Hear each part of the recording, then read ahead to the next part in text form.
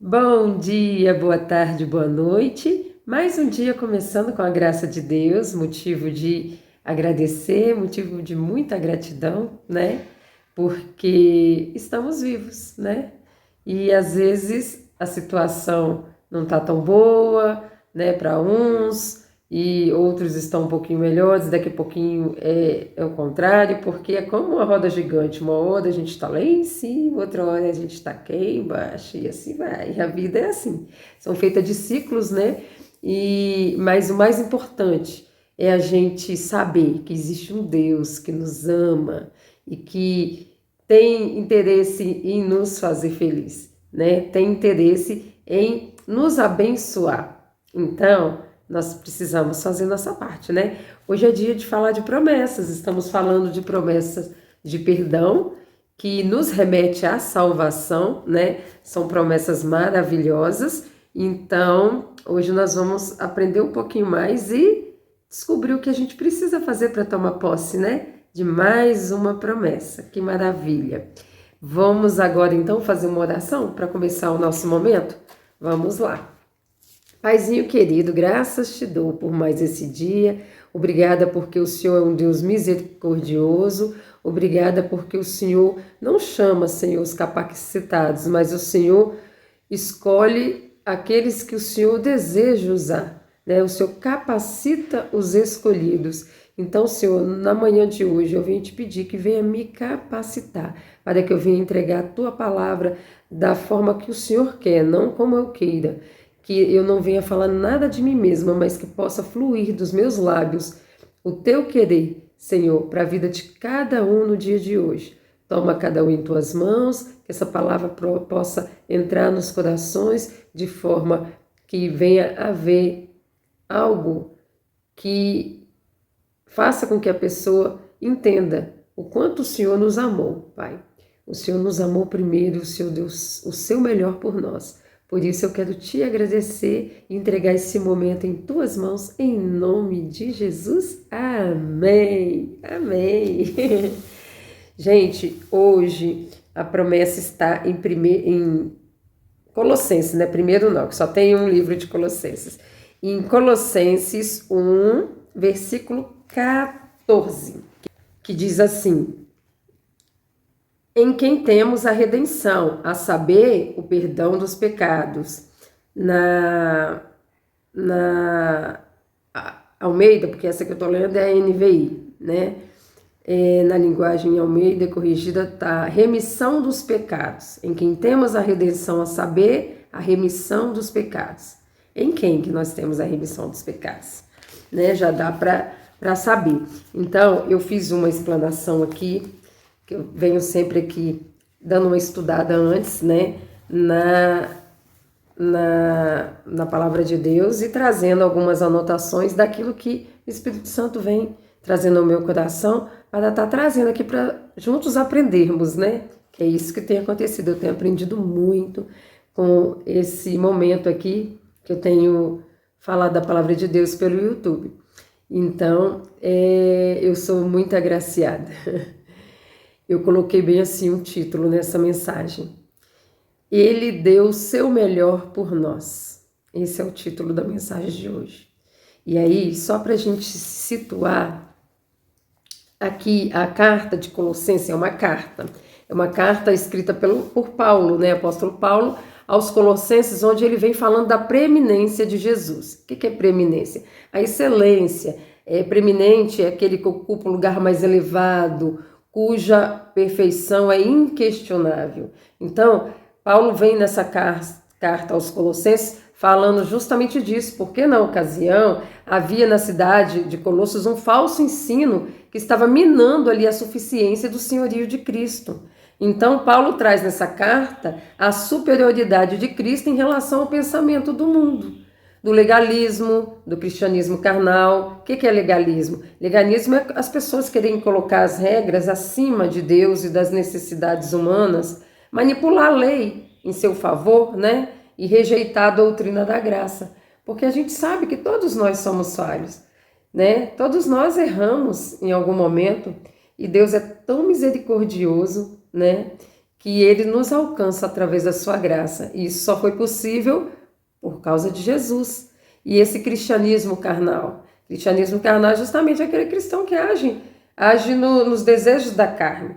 Ele é aquele cristão que dá o mau exemplo, aquela pessoa que vai à igreja, carrega a Bíblia debaixo do braço, mas vira e mexe está dando mau testemunho.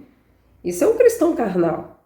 Então, nós não podemos ser esse tipo de cristão. Nós temos que ter nossa fé solidificada em Jesus. Nós temos que reconhecer que sim, somos falhos, muito falhos, precisamos da misericórdia de Deus todos os dias, né? Mas que a gente não venha ficar dando mau testemunho, porque uma pessoa que se diz cristão, que vai à igreja, né?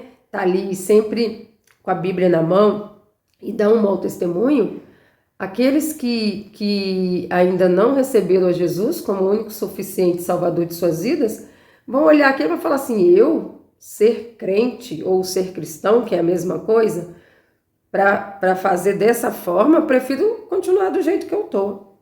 As pessoas falam assim, pensam assim, eu também, né, se estivesse na outra posição, pensaria da mesma forma.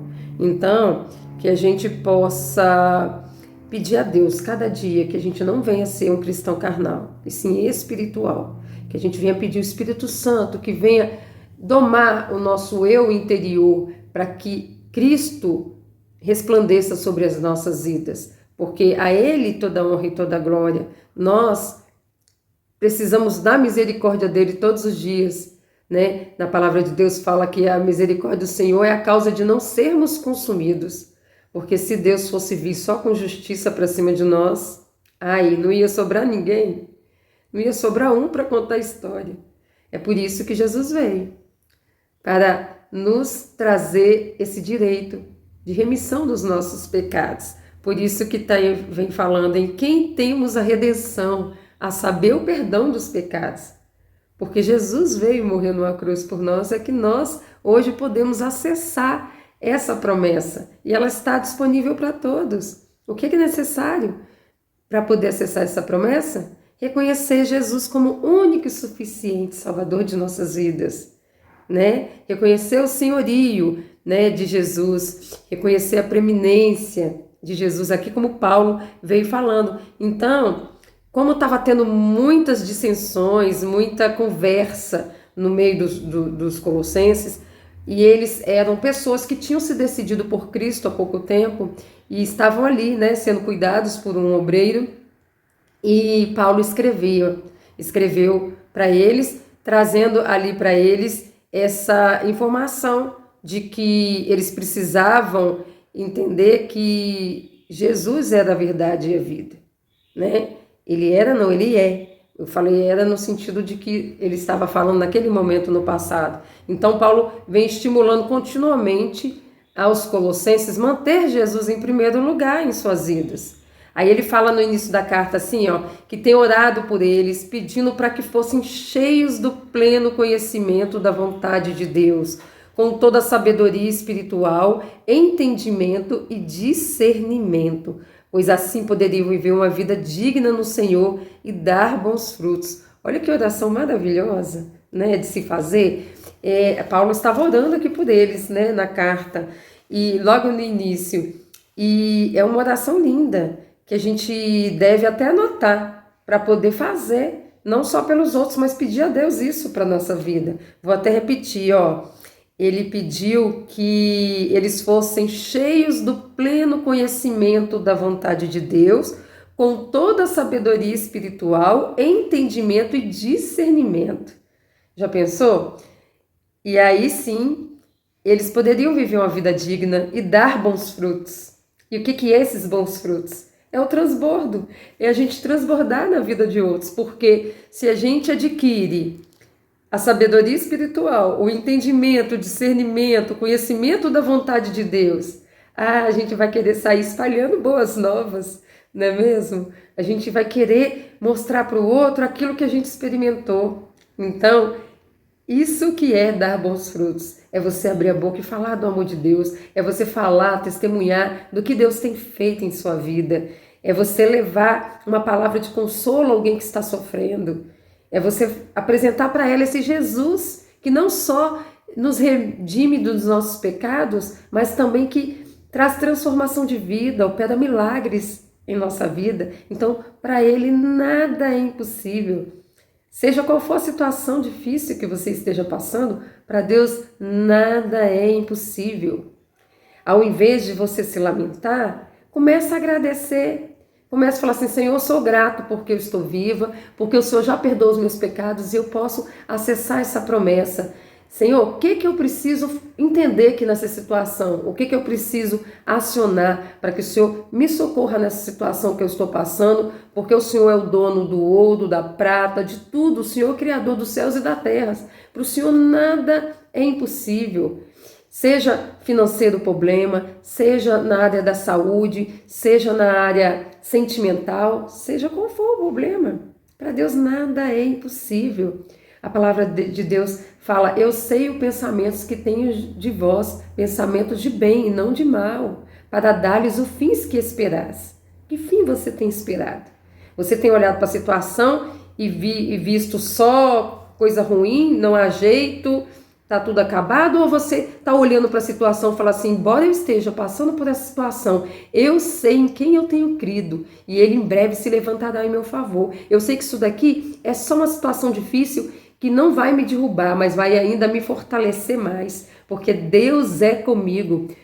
Começa a declarar para as situações difíceis da sua vida que ela não irá te vencer, porque você tem um Deus na sua vida que tudo pode. Começa a declarar, começa a acessar essa sabedoria espiritual da oração de Paulo, esse entendimento, esse discernimento de que nada é impossível para Deus. Começa a falar para o seu problema, olha o tamanho do meu Deus.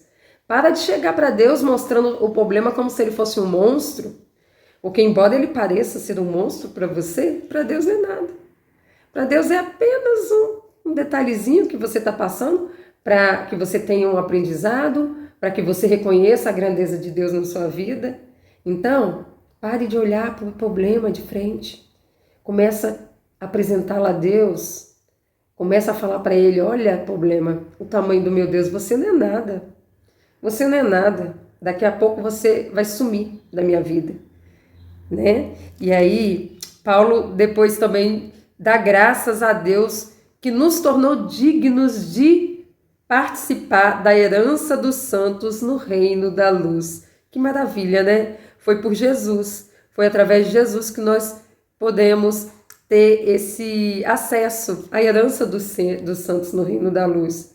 Que maravilhoso, né? Então essa promessa aqui é uma, né, das promessas. Aliás, todas as promessas de perdão vêm falando de Jesus, porque Ele é o único que pode perdoar os nossos pecados, não é mesmo?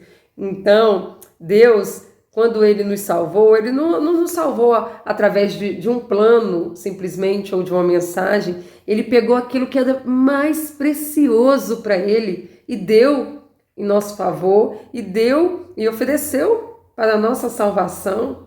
O que você está esperando para acessar essa promessa? O que você está esperando? A palavra de Deus diz que a vontade de Deus é boa, perfeita e agradável. O que está faltando para você querer experimentar dessa vontade de Deus, que é boa, perfeita e agradável?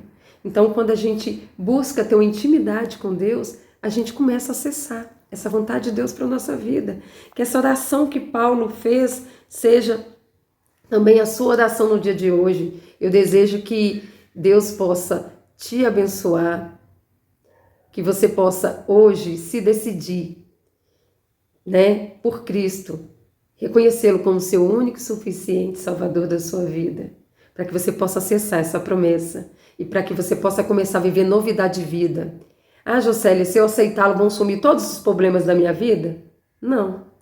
O que vai mudar é que você vai começar a olhar para o problema e não vai temer mais. Que você vai olhar e vai falar bem assim: eu sei que eu tenho crido, isso aqui é só momentâneo, isso aqui não vai me derrubar. Isso aqui é só para eu aprender algo. Me mostra, Senhor, o que eu preciso aprender logo com essa situação para eu já passar para a próxima etapa. Que vai mudar isso, que você vai ter uma nova visão daquilo que tem acontecido na sua vida. Você vai ter uma nova mentalidade. E isso faz toda a diferença. Eu espero que a mensagem de hoje tenha falado profundamente ao seu coração, uma mensagenzinha curta, mas direta, que fala, né, do poderio de Cristo, que fala dessa promessa linda que Ele, né, nos perdoa os pecados. E se você gostou, compartilha, não deixa de espalhar essa semente do bem, espalhar o amor de Deus, porque muita gente está precisando de ouvir uma palavra dessa. Às vezes tem pessoas que estão passando por situações tão difíceis que quando a gente olha, a gente fala assim, eu não tenho problema nenhum, meu problema é tão pequeno diante disso que eu tenho mais é que agradecer a Deus e orar por essa pessoa. Então envie esse vídeo para o máximo de gente que você sentir aí no coração e deixa aí seu joinha, deixa um comentário legal aí. Se você tiver qualquer dúvida e quiser fazer alguma pergunta, faça também, que na medida do possível eu vou estar respondendo, tá bom? Então, um grande abraço, vejo vocês na próxima, que é sexta-feira, trazendo aí um tema que Deus ainda vai me dar, tá bom? Um grande beijo, ficam todos com Deus. Até lá!